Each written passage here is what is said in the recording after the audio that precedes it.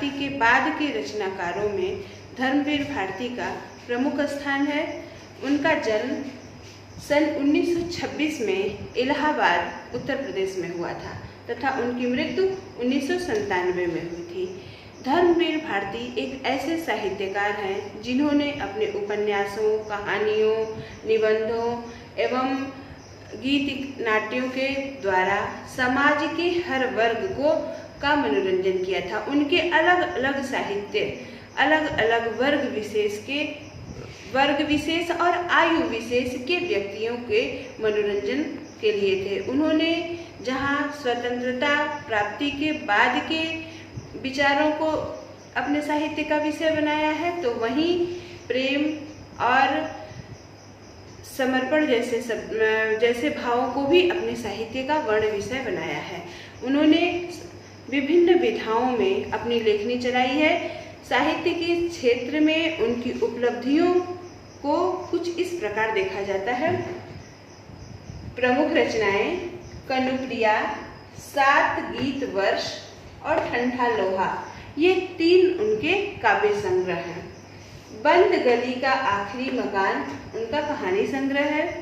सूरज का 7वां घोड़ा। बच्चों, ये जो उपन्यास जो हैं धर्मवीर भारती के लिखे गए उपन्यास साहित्य जगत में अपना एक विशिष्ट स्थान रखते हैं। सूरज का 7वां घोड़ा गुनाहों का देवता उपन्यास है। अंधा युग उनका गीत नाट्य है। कहनी अनकहनी, मानव मूल्य और साहित्य, ठेले पर हिमालय निबंध संग्रह है। ठेले पर हिमालय उनका बहुचर्चित निबंध संग्रह है। आपको आपकी साहित्यिक उपलब्धियों के लिए अनेक सम्मान से पुरस्कृत किया गया था। उन सम्मानों में कुछ प्रमुख सम्मान इस प्रकार है: पद्मश्री सम्मान, व्यास सम्मान एवं अन्य राष्ट्रीय स्तर के पुरस्कार आपको आपकी साहित्यिक उपलब्धियों के लिए प्रदान किए गए थे। बच्चों, हमारे 12th क्लास के पाठ्यक्रम में धर्मवीर भारती का लिखा हुआ निबंध काले मेघा आपको पढ़ने के लिए मिलता है, जिसमें आज के वैज्ञानिक दृष्टिकोण एवं प्राचीन अंधविश्वास के बीच का द्वंद्व धर्मवीर भारती ने बड़े ही सहज एवं सरल शब्दों के माध्यम से व्यक्त किया है। उनकी धार्मिक अंधविश्वासों की प्रतीक जीजी तथा आधुनिक एवं वैज्ञानिक और सुधारवादी विचारों के पोषक एक कुमार सभा के मंत्री के रूप में लेखक स्वयं का वर्णन करते हैं और दोनों के बीच के वैचारिक द्वंद्व को प्रदर्शित करते हुए बहुत ही सुंदर ढंग से भारतीय समाज के ग्रामीण परिवेश में प्रचलित विभिन्न अंधविश्वासों को उन्होंने अपने साहित्य का वर्ण विषय बनाया है। बहुत ही सुंदर और रोचक ढंग से इस निबंध में ग्रामीण समाज में फैले हुए अंधविश्वासों एवं कुप्रथाओं को एक साहित्यिक और दार्शनिक जामा पहनाया है। आइए हम सभी अध्ययन करते हैं धर्मवीर भारती का लिखा हुआ निबंध काले मेघा। बच्चों, आज हम सभी पढ़ेंगे धर्मवीर भारती का लिखा हुआ संस्मरण काले मेघा पानी दे। काले मेघा पानी दे संस्मरण धर्मवीर भारती ने अपने बचपन की याद को ताजा करते हुए लिखा है। इस संस्मरण में एक लोक प्रचलित विश्वास और विज्ञान के बीच के द्वंद्व का बहुत ही सुंदर चित्रण किया गया है। अब आप लोक प्रचलित अंधविश्वास क्या है? बच्चों, गांव में एक ऐसी प्रथा है कि अभी भी आप गांव में जाएं तो जब सूखे पड़ने की स्थिति होती है, गांव में जब पानी नहीं बरसता है, खेतों में जुताई का समय हो जाता है और पानी के अभाव में पशु पक्षी जानवर मनुष्य सभी बेहाल हो जाते हैं, तो गांव में एक ऐसी प्रथा है कि 15-16 साल के लड़के नंगे बदन एक टोली बना करके एक स्थान से दूसरे स्थान तक हर घर के सामने भ्रमण करते हैं और उन घरों से पानी मांगते हैं और घर की महिलाएं उन बच्चों के टोली के ऊपर पानी फेंकती हैं और उस पानी में वो कीचड़ में लोट-पोट लगा करके तरह तरह के खेल गीत कहते हैं, जैसे काले मेघा पानी दे गुड़धानी दे, गगरी फूटी बैल पियासा, काले मेघा पानी दे। अर्थात इस पाठ में केवल मनुष्य के लिए ही नहीं बच्चों, प्रकृति के लिए भी, पशु पक्षियों के लिए भी, हमारी सृष्टि में जितने भी सजीव प्राणी हैं, सभी के सुखद जीवन की कल्पना की है और इसीलिए काले मेघों से पानी की याचना वो बच्चों का समूह करता है कि अगर मेघ वर्षा करेंगे तो खेतों में हल चलेंगे तो अन्न उत्पन्न होगा और जब अन्न उत्पन्न होगा तो धरती पर रहने वाले सभी मानव के साथ साथ पशु पक्षी जानवर सभी का जीवन सुखमय होगा। तो इस प्रकार इस लोक प्रचलित अंधविश्वास के पीछे कहीं न कहीं सृष्टि के समग्र कल्याण की भावना छिपी हुई है। बच्चों, हमारी भारतीय संस्कृति में अनेक ऐसे अंधविश्वास या अनेक ऐसी प्रथाएं प्रचलित हैं जिनको आज के वैज्ञानिक युग की युवा पीढ़ी अंधविश्वास या पाखंड या आडंबर मानती है, परंतु बच्चों उन प्राचीन अंधविश्वासों को या प्राचीन धार्मिक विश्वासों के पीछे कहीं न कहीं एक वैज्ञानिक दृष्टिकोण भी निहित है कि उन कर्तव्यों के पीछे या उन मान्यताओं के पीछे समग्र सृष्टि के कल्याण की रूपरेखा प्रस्तुत करते हैं। तो वैसे ही इस पाठ में धर्मवीर भारती कहते हैं कि विज्ञान और आस्था एवं विश्वास का एक अद्भुत संघर्ष देखने को मिलता है। बच्चों, आइए हम सभी पढ़ते हैं धर्मवीर भारती द्वारा लिखा गया निबंध काले मेघा। उन लोगों के दो नाम थे, इंद्र सेना या मेढक मंडली, बिल्कुल एक दूसरे के विपरीत। जो लोग उनके नग्न स्वरूप शरीर, उनकी उछल कूद, उनके शोर शराबे और उनके कारण गलियों में होने वाले कीचड़ कांदों से चिढ़ते थे, वे उन्हें कहते थे मेढक मंडली। उनकी अगवानी गालियों से होती थी, गालियों मतलब अपशब्दों से। वे होते थे 10-12 बरस से 16-18 बरस के लड़के, सांवला नंगा बदन, सिर्फ एक जंघिया या सिर्फ कभी कभी लंगोटी। एक जगह इकट्ठे होते थे, पहला जयकारा लगता था, बोल गंगा मैया की जय। जयकारा सुनते ही लोग सावधान हो जाते थे। स्त्रियां और लड़कियां छज्जे बारजे से झांकने लगती थीं और यह विचित्र नंग धड़ंग टोली उछलती कूदती समवेत मतलब एकजुट होकर के एक साथ पुकार लगाती थी, काले मेघा पानी दे, गगरी फूटी बैल पियासा, पानी दे गुड़धानी दे, काले मेघा पानी दे। बच्चों, जैसा कि मैंने आपको पहले ही कहा कि लेखक ने एक प्राचीन अंधविश्वास का स्मरण करते हुए उसे अपने निबंध में उसका चित्रण किया है। कहते हैं कि जब चारों तरफ जल के लिए हाहाकार मच जाता है, सूखा पड़ जाता है, खेतों में हल चलाने का समय हो जाता है और पशु पक्षी जानवर तथा मनुष्य सभी प्यास के कारण व्याकुल हो जाते हैं, तो ऐसे समय में गांव में इंद्र देवता को पुकारती हुई इंद्र सेना निकलती है, जिसे इंद्र सेना, इंद्र की सेना अर्थात इंद्र से पानी दिलाने वाली सेना। जो लोग इसको अंधविश्वास मानते थे वो इन बालकों की टोली पर गालियों की बौछार करते थे, गालियों मतलब अपशब्दों की बौछार करते थे।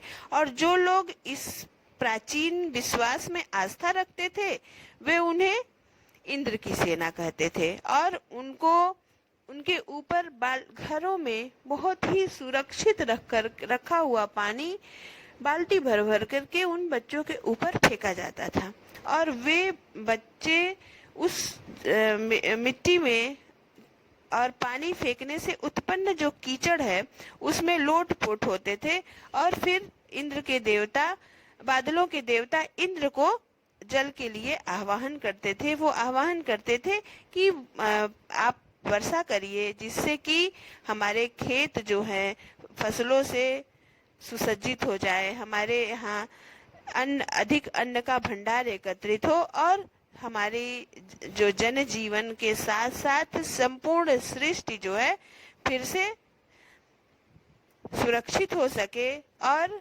अपना भरण पोषण भली भांति कर सके। तो इन्हीं दो प्रकार की विचारधाराओं का संगम इस पाठ में दिखाई देता है। बच्चों, कहीं कहीं काले मेघा पानी दे, गगरी फूटी बैल प्यासा, पानी दे गुड़धानी दे, काले मेघा पानी दे।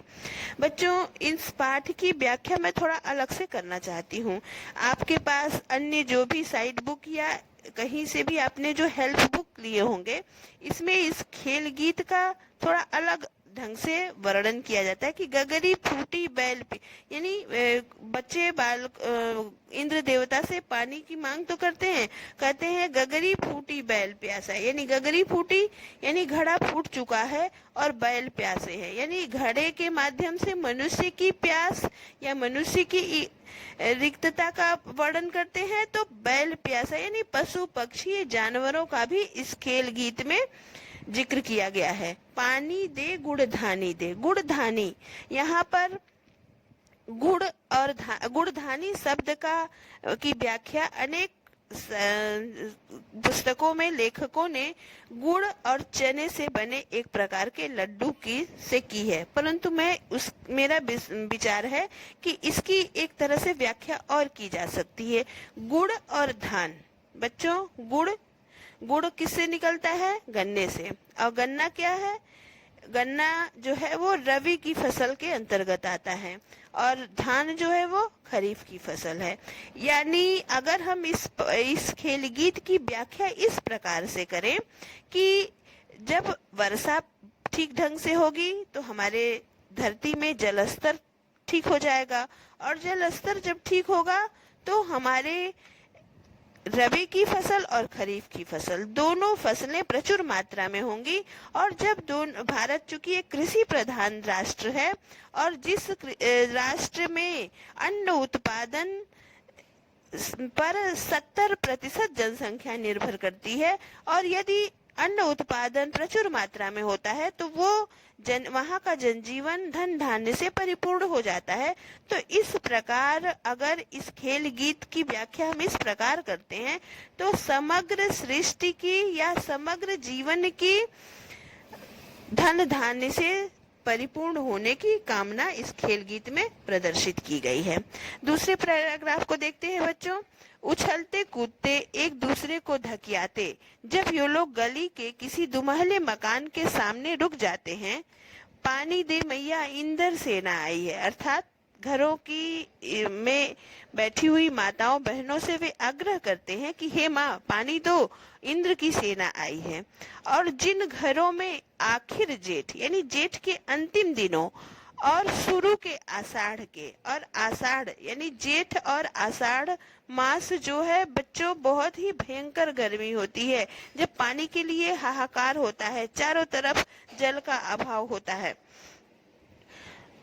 जिन घरों के कुएं भी सूखे होते हैं उन घरों में भी सहेज कर रखे हुए पानी में से बाल्टी या घड़े भर भर कर इन बच्चों को सर से पैर तक तैर कर दिया जाता है। ये भीगे बदन मिट्टी में लोट लगाते थे। पानी फेंकने से पैदा हुए कीचड़ में लथपथ हो जाते थे। हाथ पांव बदन मुंह पेट सब पर गंदा कीचड़ मलकर फिर हाक लगाते बोल गंगा मैया की जय, और फिर मंडली बांधकर उछलते कूदते अगले घर की ओर चल पड़ते थे। बादलों को टेरते अर्थात पुकारते, काले मेघा पानी दे। सचमुच बच्चों, लेखक अपने इस बचपन की इस स्मृति को स्मरण करते हुए कहता है, सचमुच यानी वास्तव में ऐसे दिन होते थे जब गली मोहल्ला गांव शहर हर जगह लोग गर्मी में भुन भुन कर त्राहिमाम कर रहे थे। त्राहिमाम कर रहे थे मतलब मुझे बचाओ ऐसा विचार कर रहे थे। ऐसा लगता था कि सृष्टि सभी लोग ईश्वर की तरफ या उस अदृश्य शक्ति की तरफ टकटकी लगाए देख रहे थे कि जैसे मानो कब वर्षा हो और उनका उनका जीवन या उनके पशु पक्षियों का जीवन थोड़ा सामान्य हो। जेठ के 10 तपा बीतकर आषाढ़ का पहला पखवाड़ा बीत चुका था। जेठ का 10 तपा अर्थात जेठ में जो अत्यधिक तपन वाला दिन होता है वो व्यतीत हो चुका है और आषाढ़ का भी पहला पखवाड़ा बीत चुका है। और पखवाड़ा लेखक आषाढ़ मास में प्रकृति में होने वाले परिवर्तनों का वर्णन करते हुए कहते हैं कि कुएं सूखने लगते हैं, नलों में पानी कम आता है और आता भी है तो आधी रात को मानो खौलता हुआ पानी। बच्चों, इस स्थिति से हम सभी गर्मी के महीने में हम सभी अनुभव किए हुए हैं कि गर्मी में जब रात में भी नल से भी पानी आता है तो वो भी गर्म आता है। शहरों की तुलना में गांव में और भी हालत खराब होती है। वहां जहां जुताई होनी चाहिए वहां खेतों की मिट्टी सूख कर पत्थर हो चली है, फिर उसमें पपड़ी पड़कर जमीन फटने लगती है। यानी पानी की कमी के कारण और भयंकर लू और तीव्र गर्म धूप के कारण धरती में दरारें पड़ जाती हैं। और लू चलना, गर्म हवाएं चलना। लू ऐसी चलती है कि चलते चलते आदमी आधे रास्ते में लू खाकर गिर पड़े। ढोर ढंगर मतलब जानवर जो हम लोगों के पशु पक्षी हैं। ढोर ढंगर प्यास के मारे मरने लगते हैं, लेकिन बारिश का कहीं नाम निशान नहीं। ऐसे में पूजा पाठ कथा विधान सब करके जब हार जाते तब अंतिम उपाय के रूप में निकलती है यह इंद्र सेना। जब सभी प्रकार के उपायों को करके लोग हार जाते थे और वर्षा नहीं होती थी तो अंतिम उपाय के रूप में निकलती थी यह इंद्र की सेना। वर्षा के बादलों के स्वामी है इंद्र और इंद्र की सेना टोली बांधकर कीचड़ में लथपथ निकलती, पुकारते हुए मेघों को, पानी मांगते हुए प्यासे गले और सूखे खेतों के लिए। पानी की आशा पर जैसे सारा जीवन आकर टिक गया हो। बस एक बात मेरी समझ में नहीं आती थी कि जब चारों ओर पानी की इतनी कमी है और लोग घर में इतनी कठिनाई से इकट्ठा करके रखा हुआ पानी बाल्टी भर भर कर इन लोगों पर क्यों फेंकते हैं। लेखक चूंकि अपने किशोरावस्था में वैज्ञानिक सोच या आधुनिक सोच का व्यक्ति था, इसलिए उसे इन युवाओं की टोली पर कठिनाई से इकट्ठा करके जो घरों में जो पानी रखा गया था उस पानी को इन पर फेंकने के पक्ष में वो नहीं था। वो कहता है कि इतने कठिनाई से रखे गए पानी को इन बच्चों के ऊपर फेंक करके उसे बर्बाद नहीं किया जाना चाहिए। उनका ये मानना था कि लोग अंधविश्वास के कारण पानी की कमी होने के बाद भी पानी को बर्बाद कर रहे हैं और इस तरह के अंधविश्वासों के कारण देश की बहुत क्षति होती है।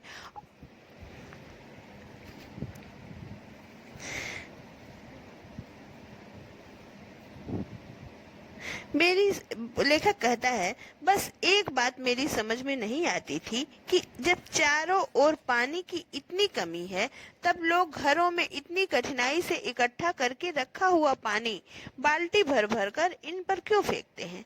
कैसी निर्मम बर्बादी है पानी की इस देश में। कहते हैं कि कितने अंधविश्वासी हम हैं और पानी की कितनी निर्मम बर्बादी है, कितनी क्षति होती है इस तरह के अंधविश्वासों से। लेखक का मानना है कि ये सभी अंधविश्वास है और इन सभी अंधविश्वासों से हमारे देश की बहुत अधिक क्षति होती है अर्थात नुकसान होता है।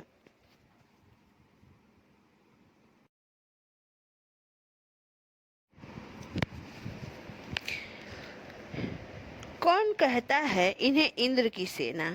अगर इंद्र महाराज से ये पानी दिलवा सकते तो खुद अपने लिए पानी क्यों नहीं मांग लेते। क्यों मोहल्ले भर का पानी नष्ट करवाते घूमते हैं। यह सब पाखंड है, अंधविश्वास है। ऐसे ही अंधविश्वासों के कारण हम अंग्रेजों से पिछड़ गए और हम गुलाम बन गए। लेखक आधुनिक विचारों का पोषक है, तो वह ये मानता है कि इस तरह से अंधविश्वास के कारण सुरक्षित रखे हुए पानी को बर्बाद करने के कारण ही और इस प्रकार की पुरातन सोच के कारण ही हम अंग्रेजों के गुलाम हुए और हम पिछड़ गए। यानी हमारी गुलामी जो है वो हमारी मानसिक गुलामी है, और वो चूंकि हम अपने पुराने मान्यताओं रीति रिवाजों पर विश्वास करते हैं, इसलिए हमें अंग्रेजों का गुलाम होना पड़ा। लेखक आगे कहते, मैं असल में तो था इन्हीं मेढक मंडली वालों की उम्र का। मेढक मंडली वालों की उम्र का से क्या तात्पर्य बच्चों? मतलब अधिकतम 16-17 वर्ष की अवस्था रही होगी लेखक की। पर कुछ तो बचपन के आर्य समाजी संस्कार थे। बचपन से ही लेखक आर्य समाज के संस्कारों से युक्त थे और एक कुमार सुधार सभा कायम हुई थी, उसका उपमंत्री बना दिया गया था। सो समाज सुधार का जोश कुछ ज्यादा ही था। अंधविश्वास के खिलाफ तो तर्कस में तीर रखकर घूमता था। अंधविश्वास हो, जब भी हमारे समाज में जो कुछ भी अंधविश्वास या पुराने विश्वास थे उनसे वो डट करके लड़ता था, और समाज सुधार का एक जोश लेखक के सिर पर सवार था। मगर मुश्किल यह थी कि मुझे अपने बचपन में जिससे सबसे ज्यादा प्यार मिला वे थी जीजी। जीजी नामक एक ऐसी पात्र हैं जो लेखक के जीवन में, जो यूं तो वो उनके रिश्ते में कोई नहीं थी, परंतु उनके साथ उनकी बहुत ही अधिक आत्मीयता थी। वह उनके जीजी तो कहते थे, परंतु उनको माँ से भी अधिक प्रेम करते थे। मगर मुश्किल यह थी कि मुझे बचपन में जिससे सबसे ज्यादा प्यार मिला वे थी जीजी।